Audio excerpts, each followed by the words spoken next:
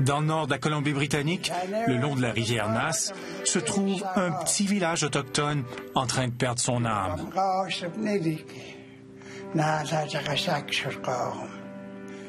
Sidney Alexander est un des rares habitants de Kincolith qui parle couramment le Nisga'a. No matter how we try to help, it's still dying off. It's a good book, says we're going to only speak one language. Now you know which one it is. English. Fighter kill calling Sipus and the ox. on the sea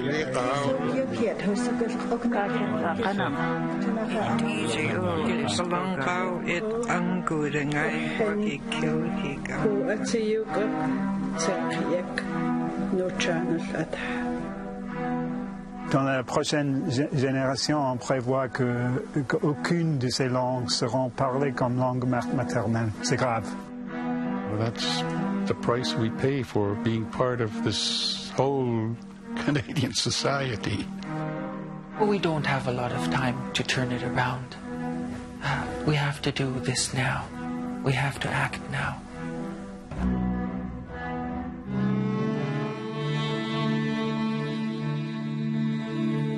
Il y a un siècle, les langues autochtones étaient couramment employées au Canada, mais elles étaient déjà menacées. En 1927, l'ethnologue québécois Marius Barbeau a mis le cap sur la côte ouest en expédition au cœur du territoire Nisga'a. Il a remonté la rivière Nass accompagné du cinéaste James Watson. Ces rares images, jamais diffusées auparavant, montrent un peuple à la croisée des chemins. La riche culture des Nisga'a commençait à être supplantée par celle des Blancs.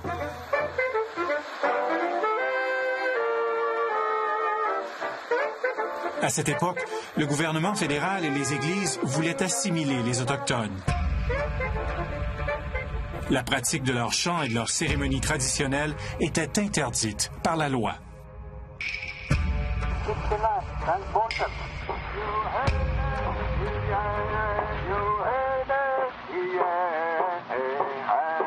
Un des chefs du village de Kincolith, Frank Bolton, a eu le courage de défier cette loi. Il a partagé ses chants ancestraux avec Marius Barbeau.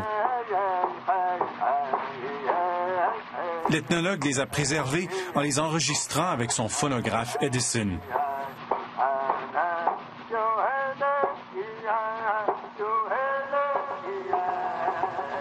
Bien des lunes, bien des saisons sont passées et l'écho de ces chants anciens a depuis longtemps disparu.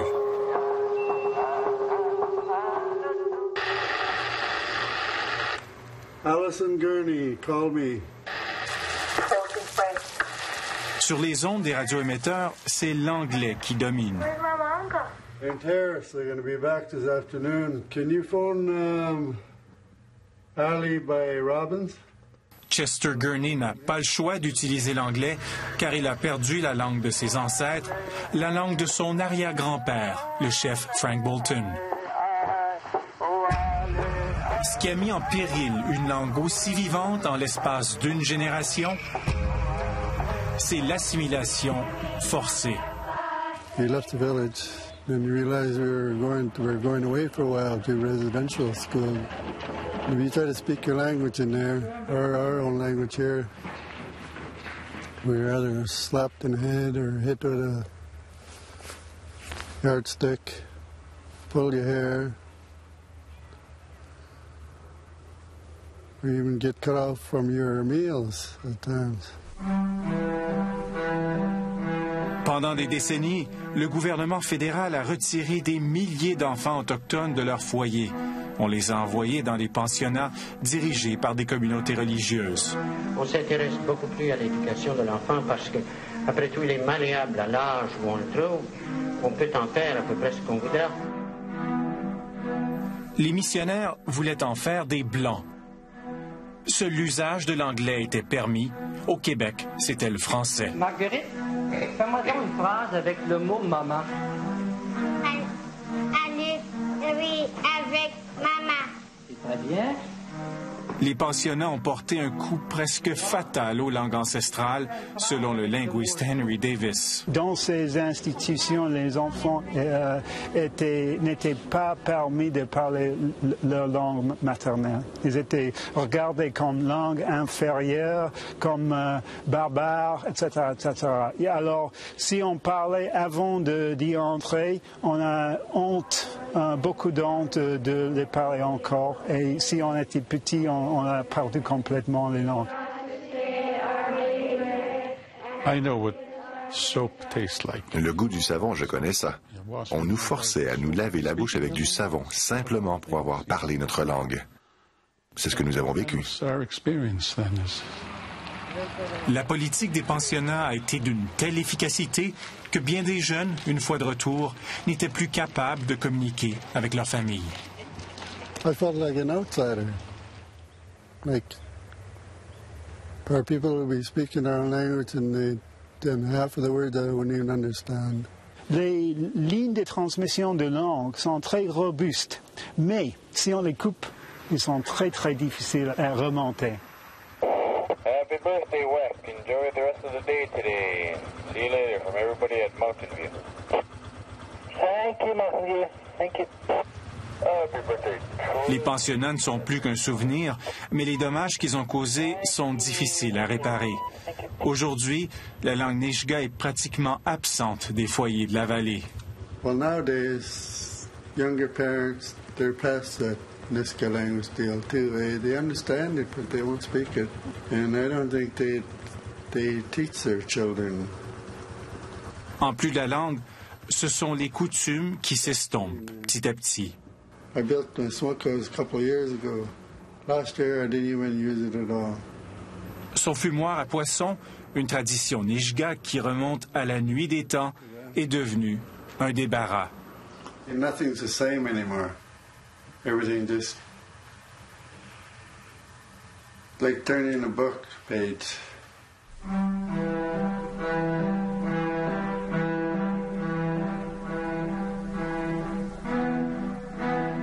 Comme bien d'autres communautés autochtones du Canada, les Nisga'a font face à de sérieux problèmes sociaux. Le soir même où nous avons tourné ces images, un jeune Nisga'a intoxiqué s'est enlevé la vie. Quelques mois plus tard, un autre jeune est mort gelé après avoir bu une très grande quantité d'alcool. Il n'avait que 15 ans. Il manque un sens d'identité. Ils ne sont pas blancs, ils ne sont pas autochtones, ils sont nulle part. Je suis convaincu que c'est l'identité culturelle qui, si ça manque, ça mène à beaucoup de problèmes sociaux dans les communautés.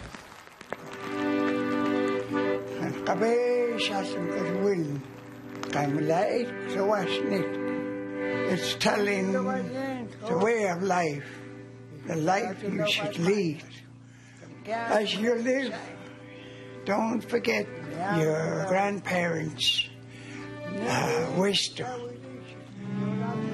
They have wisdom which we don't have when we were young kids. À la dérive entre deux mondes, les Nisga'a cherchent à ancrer leur culture. Ils ont besoin d'aînés comme Sidney pour transmettre leur tradition aux plus jeunes. Mais le temps presse, car cette génération âgée s'éteint rapidement. We have to learn. We have to know. Because we get embarrassed. I can't go and say I'm a Nisga'a, yet I can't use it. That's what I mean by it's important that the language survive.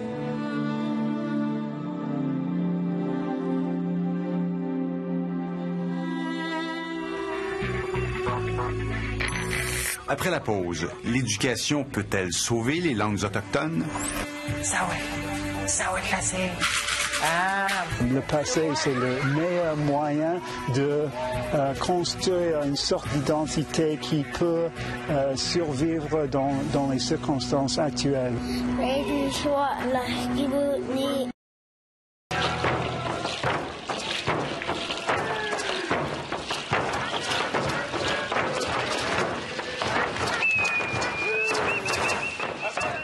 Afin d'assurer l'avenir de leur culture et de leur économie, les Nisga'a ont voulu devenir maîtres chez eux.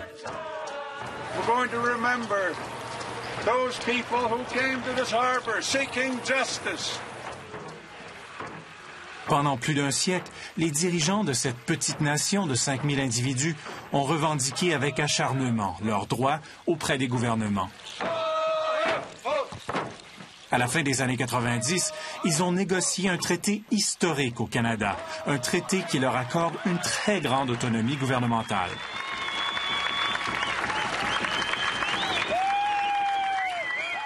Leur langue fut même un atout stratégique lors des négociations, se rappelle le chef de l'époque, Joe Gosnell.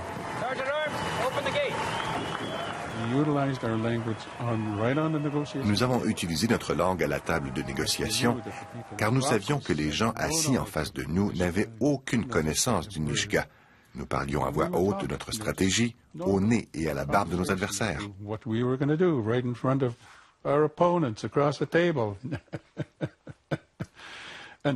Voilà la force d'une langue et il faut s'en servir à notre avantage.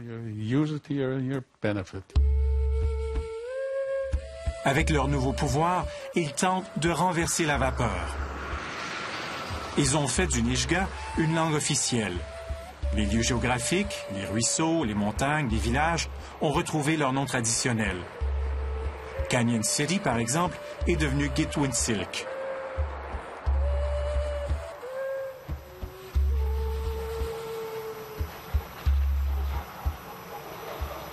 Le Nisga'a est employé dans leur assemblée législative et au sein de l'administration, mais pas couramment.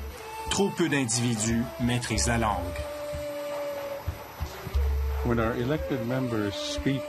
Lorsque nos élus parlent en chambre, nous les encourageons à employer le Nisga'a.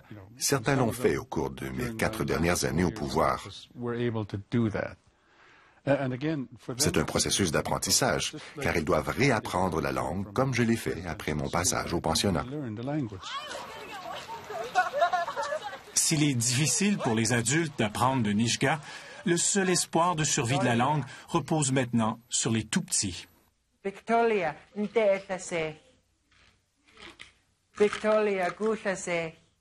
Voici la classe de première année de Peter McKay.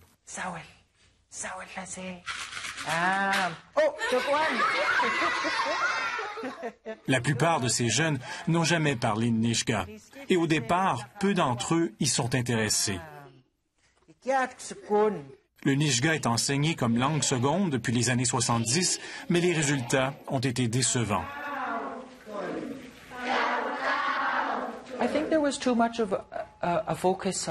Je crois qu'on insistait trop sur la lecture et l'écriture, ce qui entraînait beaucoup de répétitions au fil des ans. Et ça ne fonctionnait pas.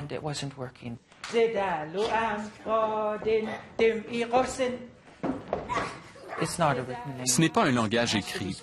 On doit le parler pour le comprendre et pour l'apprendre.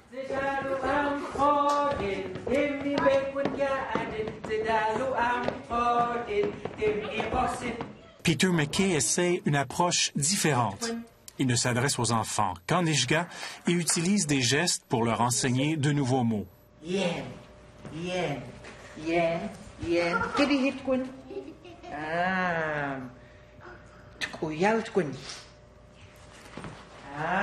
Il se sert aussi de vieilles chansons Nisga'a recueillies par l'ethnologue Marius Barbeau.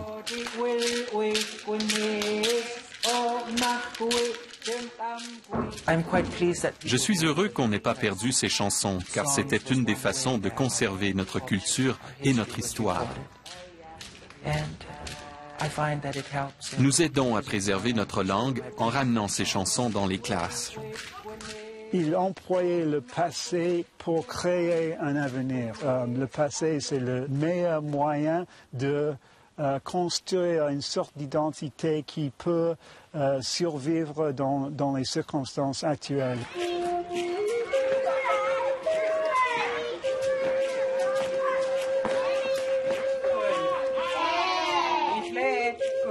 Les Nijga ont décidé d'aller encore plus loin.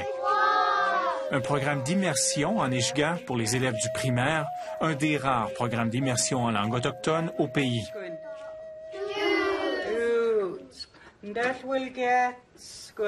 Les enfants passent la moitié de leur journée dans une classe régulière et l'autre moitié où tout se déroule uniquement en Nijga.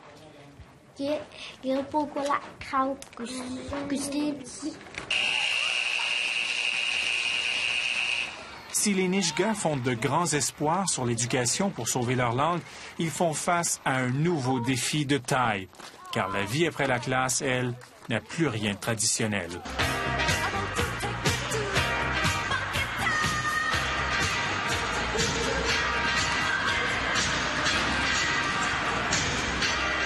Voici la plus grande menace qui pèse aujourd'hui sur la langue Nijga. Comme ailleurs dans le monde, la culture américaine exerce un pouvoir d'attraction phénoménal sur les jeunes. Les Nijga ont longtemps été protégés par leur isolement, mais plus maintenant.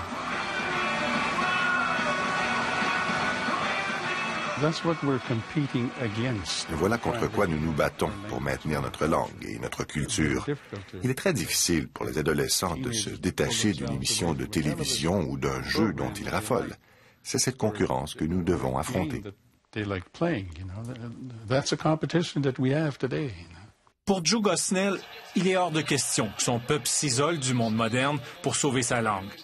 Les Nijga ne peuvent pas vivre en vase clos.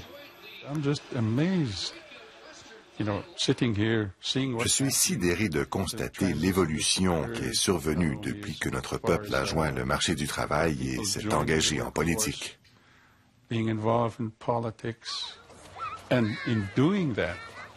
Mais en faisant cela, nous perdons petit à petit notre culture et l'usage de notre langue. C'est malheureusement un très gros prix à payer. That's a price one pays, I think, Unfortunately, a real heavy price. He likes to buy vowels and it pays off. There's an I. Bit of light snow in the Great Lakes. Les Autochtones ont peu de moyens pour contrer l'influence extérieure, mais ils tentent d'utiliser la haute technologie à leur avantage. Ils ont créé un site web pour mettre en archive et rendre accessible leur langue sur Internet.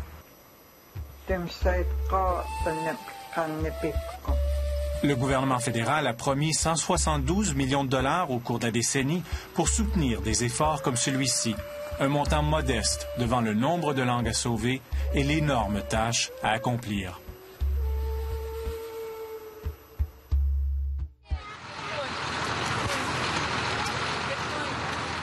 C'est le jour de l'unité, une journée de célébration importante pour les jeunes Nijga. Les élèves des écoles primaires des 4 villages, dont la classe de Peter McKay, se rassemblent dans un gymnase. Il s'apprête à démontrer à sa communauté les fruits de ses efforts pour transmettre la langue.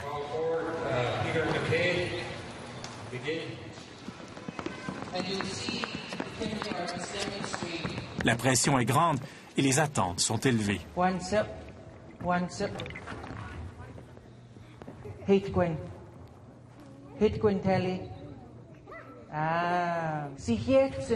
Mrs. Morgan.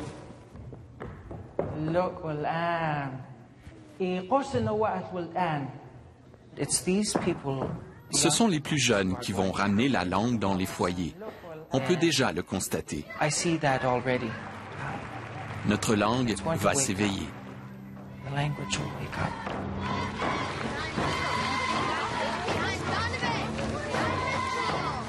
L'avenir de la nation Nijga, vous le voyez ici.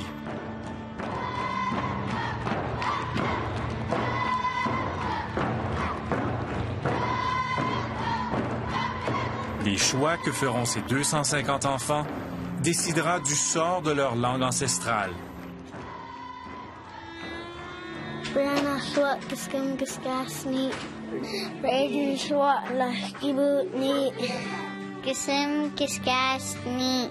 I would like to believe J'aimerais croire que dans 100 ans ou même dans 1000 ans, le Nijga sera encore parlé sur notre territoire.